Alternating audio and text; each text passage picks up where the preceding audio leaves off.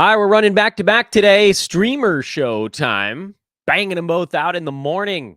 Oh, yes. Oh, yes. We're not screwing around today, everybody. So here's the thing. Well, first of all, I'm Dan Baspers. This is Fantasy NBA Today. Many thank yous for hanging out with us. One or both of our shows today. Today is an interesting one for a couple of reasons, because you have a number of teams, getting right into the streaming stuff here, you have a number of teams that have really good schedules from a traditional standpoint. For instance, the Mavericks play 5 times in the next 7 days. You would normally think that that's pretty good. Clippers do too, by the way. The Heat also have 5 games in 7 days. It's a really busy stretch coming up. Sacramento has 6 games over 9 days. Pretty damn good. And somehow, only the 4th best schedule. Warriors, Rockets also have 6 games over 9 days. And yet, we're forced to look at the card through a different lens because Friday and Saturday are overload days. Friday and Sunday, excuse me. Meaning that, just like with yesterday's show, any decision you make about your streaming today has to be based on how many guys you've got going on Friday and Sunday. The average number of games played for teams on Friday and Sunday is 10 on Friday and 11 on Sunday. Average. I mean, yours may be different. Some of us have taken various precautions and already have a lower number on those days, for instance.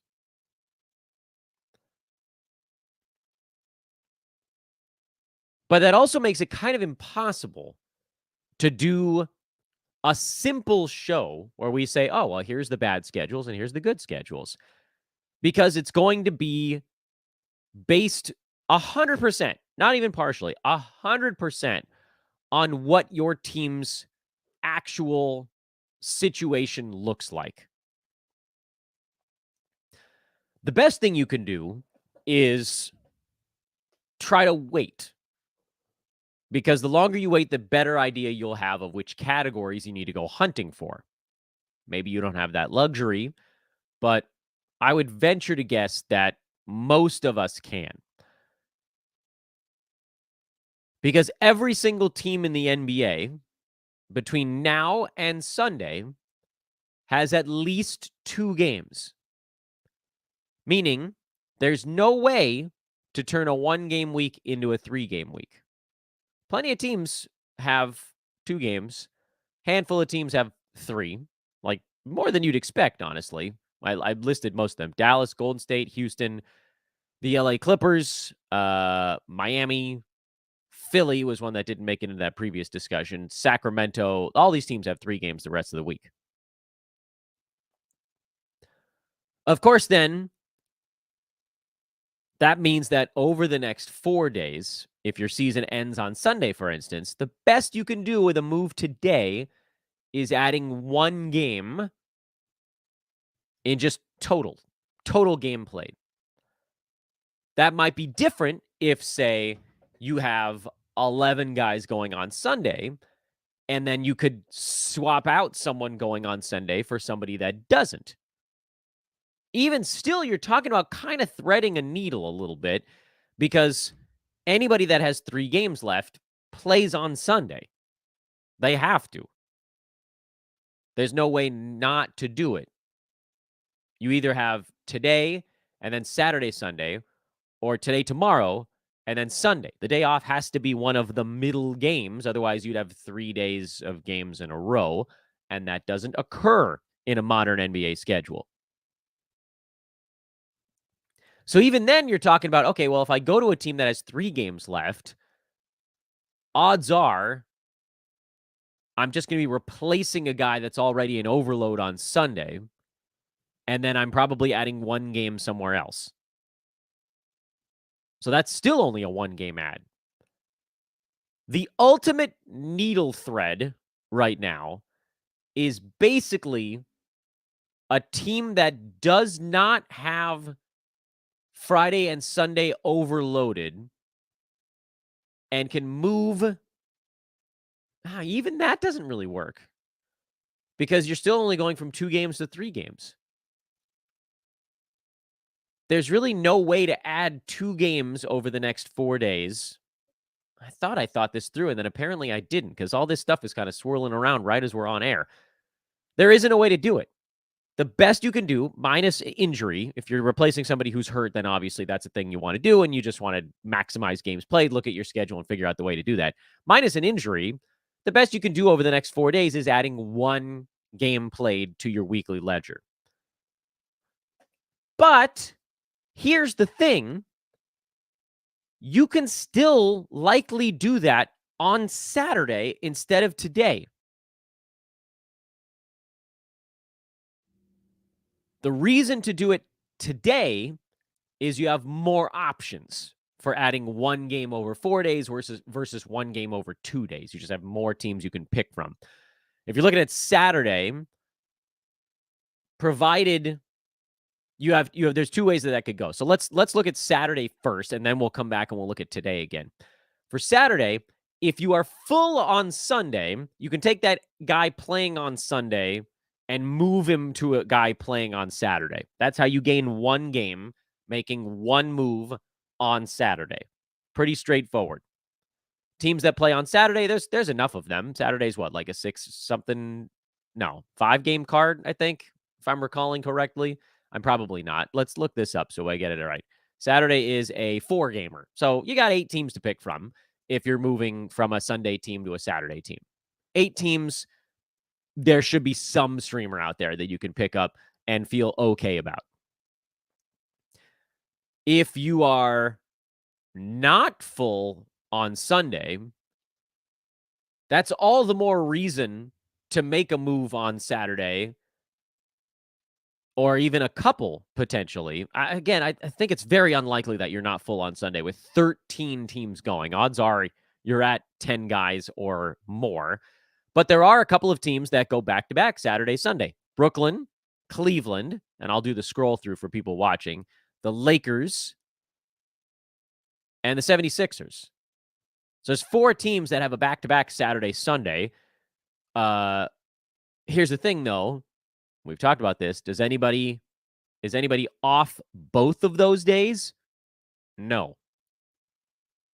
So again, if you were not overloaded on Sunday, the only guy you'd be dropping there to make a pickup on Saturday would be potentially someone else playing on Saturday, but then you might as well just make a pickup for someone playing on Sunday. If you are full on Sunday and you're dropping that guy on Sunday to get someone playing on Saturday, you could pick up one of those back-to-backs so that you have a backup option on Sunday in case somebody gets hurt, which is the best thing to do of those. Then you've got 4 teams to pick from. Or if you feel confident, you got 11 guys going on Sunday, you move that 11th guy to someone only playing on Saturday, then that adds Atlanta back into the mix. That adds Denver, Detroit, Memphis back into the mix. So now you've got a few more options of teams you could pick from for Saturday.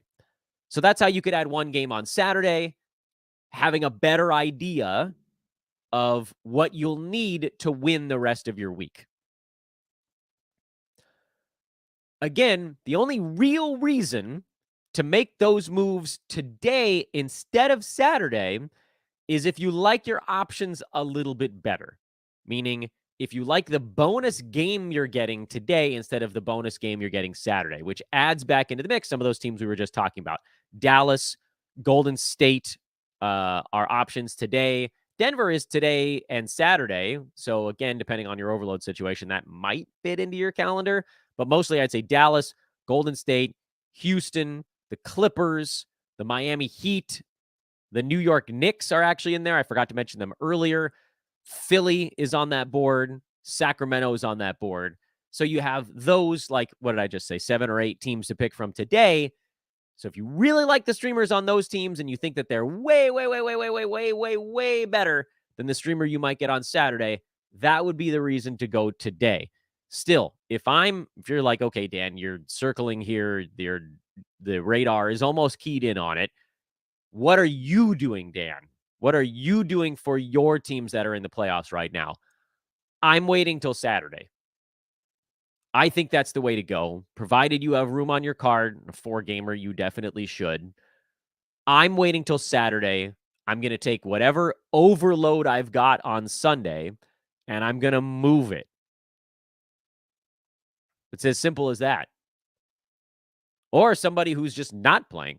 Well, that doesn't make sense because they are playing on Saturday. So you take your 1 or 2 worst players on Sunday. Let's say if you have 2 moves left. You take your 1 or 2 worst players that are going on Sunday, and you switch them. That's it. That's the move. Now, if you're not overloaded tomorrow, which I'm not, I made a bunch of moves, and so I think I only have like 7 guys going tomorrow, which is way under the expected number. That actually opens up a few options for my team. But because of that, I'm definitely not making moves today. Definitely not. Because I have room on Friday, I can make moves on Friday. I can make a move tomorrow and a move on Saturday if I want. I can just make a move to a Detroit Piston since they go tomorrow and Saturday. That's a way for me to gain nicely. If I take a guy that's playing on Sunday, that's my overload guy, and I move him to Detroit going tomorrow and Saturday, or Memphis going tomorrow and Saturday, that's a way that I can gain 2 games, I guess. I suppose that's the way. If Friday's open and Sunday's full, you take the 1-gamer on Sunday that's overloaded, you flip him to somebody going Friday, Saturday. That's how I can still get 2 moves bonus the rest of the way. Or do the same thing for today. But again, the longer you wait, the better idea you have of what player you can pick up. So that's your needle thread. If you're not full Friday, but you are overloaded, not just full, but 1 extra player on Sunday, you take that guy and you flip him for someone with 3 games left the rest of this week. Ta-da! But I don't know that there's even a player that fits that's not also going on Sunday. So you take your overload guy on Sunday. I'm trying to do the math in my head here on the fly. So you don't lose a game there, but that dude also has to not be playing between now and then.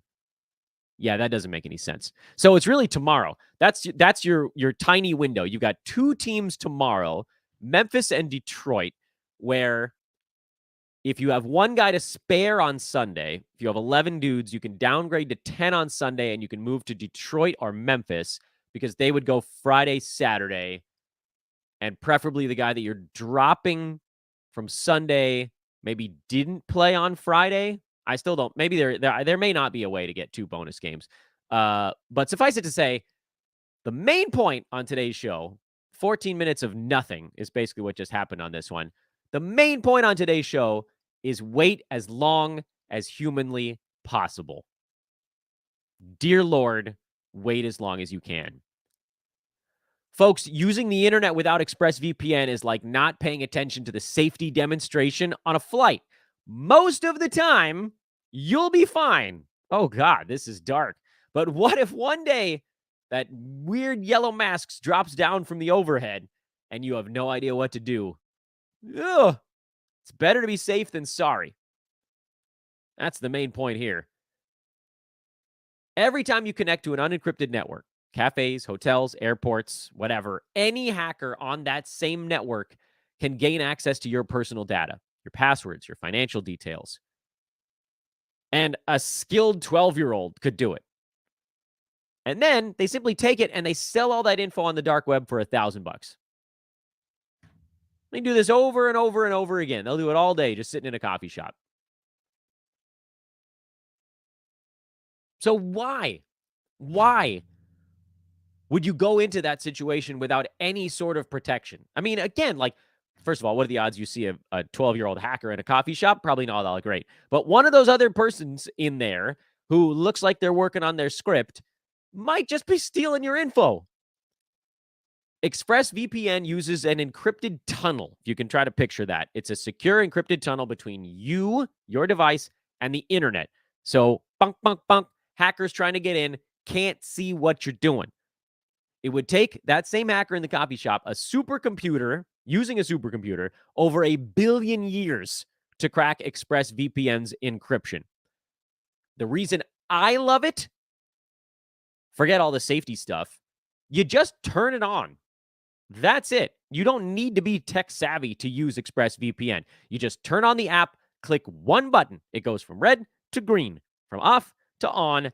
You're protected. You can use it on phones, laptops, tablets, more, routers, whatever. You can stay secure on the go, secure your whole house, whatever. That's what I love about it. It's easy. It's safe. There's just no reason not to if you ever use internet outside of your own home. So secure your online data today by visiting expressvpn.com/hoopball. I love that it's still hoopball. That's expressvpn.com/hoopball. And you can get an extra 3 months free.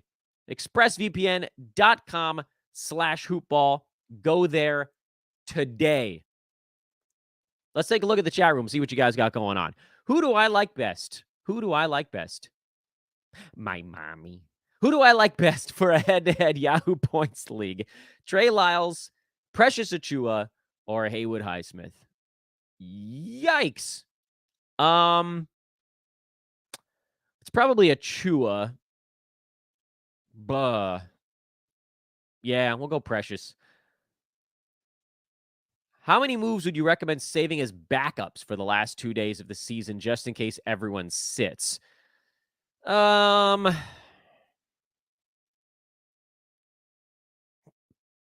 So this is, I'm assuming this question is in reference to if your league goes to the very last day of the regular season. So that final Sunday when half of your roster is going to sit. I mean,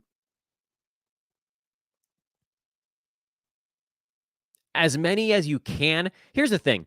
The answer to this question is a tiny bit of a cop-out, but also there really is only one answer to this question, and is every move you use during the last week of the season, so April 8th to April 14th, every move in a lot of scenarios, maybe you get super lucky and you don't have to use up all 4 on it, but for a lot of us, every move you make that last week is dropping someone who's just out for the rest of the season.